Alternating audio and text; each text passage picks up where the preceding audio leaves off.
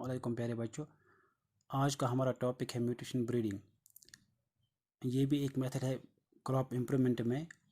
तो म्यूटेशन को अगर डिफाइन करेंगे तो it is a sudden and stable change which alters the genotype of an organism. यानी जो ऑर्गेनिज्म का जीनोटाइप होता है, जेनेटिक कॉन्स्टिट्यूशन जिसको हम बोलते हैं, genetic makeup, the total number of genes present in an organism, that is known as genome. उसमें अगर कोई चेंज आ जाएगी, जीनोम में कोई चेंज आ जाएगी तो उसको हम बोलते हैं म्यूटेशन। ये सडन भी हो सकती है और स्टेबल भी होती है। ये म्यूटेशन से ऑर्गेनिज्म में वेरिएशंस पैदा होती है।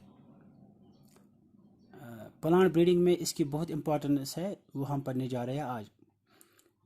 जैसा कि देखा गया है, जो ये म्यूटेशंस है ये दो टाइप्स के होते हैं, spontaneous mutation and induced mutations. Spontaneous mutations वो म्यूटेशंस होते हैं जो नेचुरली हो जाती है प्लांट्स में। इंड्यूस्ड यानी जिनको हम इंड्यूस करेंगे artificially with some agents, those mutations are known as induced mutations. Plant breeding में सबसे ज़्यादा जो इम्पॉर्टेंट है वो है इंड्यूस्ड म्यूटेशंस। इंड्यूस्ड म्यूटेशंस को हम यूँ भी कह सकते हैं, यानी कुछ केमिकल या फिजिकल एजेंट से किसी ऑर्गेनिज्म का, किसी प्लांट का जेनेटिक मेकअप चेंज करना, उसको भी हम बोल सकते हैं इंड्यूस्ड म्यूटेशन। जो केमिकल्स हम इसमें यूज़ करते हैं उनको हम बोलते हैं म्यूटाजेनस।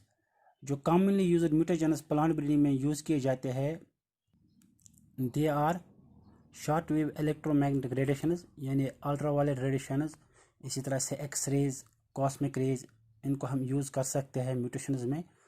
इसी तरह से आयोनाइजिंग रेडिएशंस यानी गामा रेज हम यूज़ कर सकते हैं for inducing mutations in crops. इसी तरह से कुछ केमिकल्स है जिनमें नाइट्रस एसिड है, इथाइल एमाइन है, सल्फोनेट है, नाइट्रोमिथाइल यूरिया है, इनको हम यूज़ कर सकते हैं।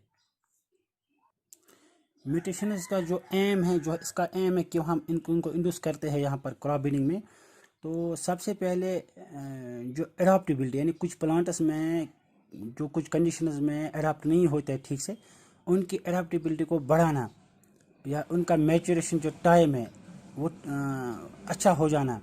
इसी तरह से वो क्रॉप वैरायटीज़ डिजीज़ फ्री होनी चाहिए, डिजीज़ रेजिस्टेंट होनी चाहिए, उसके लिए हम इंड्यूस करते हैं म्यूटेशंस।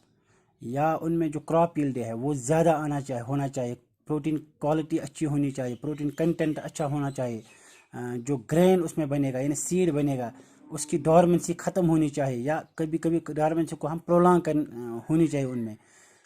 इसी तरह से बहुत सारी बाकी भी खुसूसियात है जिनकी बिना पर हम प्लांट्स में म्यूटेशंस करते हैं।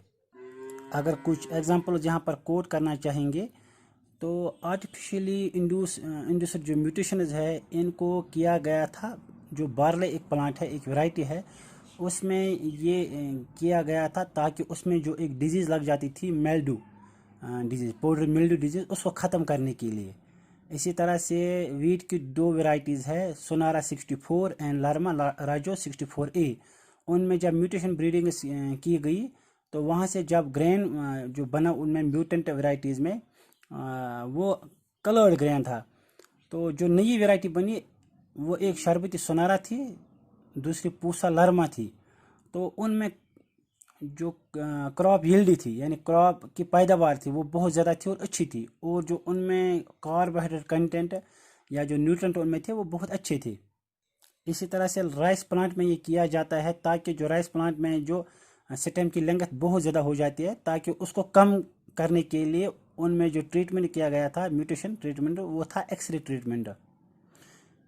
नॉर्थ कैरोलिना एक स्टेट है अमेरिका में, वहाँ पर जो ग्राउंड नट्स है यानी जो मूंगफली का जो पौधा है उसमें म्यूटेशन की गई थी ताकि जो उसका शल है, नट है, वो सख्त होना चाहिए ताकि वो इजीली ख़राब ना हो जाए, उनमें म्यूटेशन की गई थी।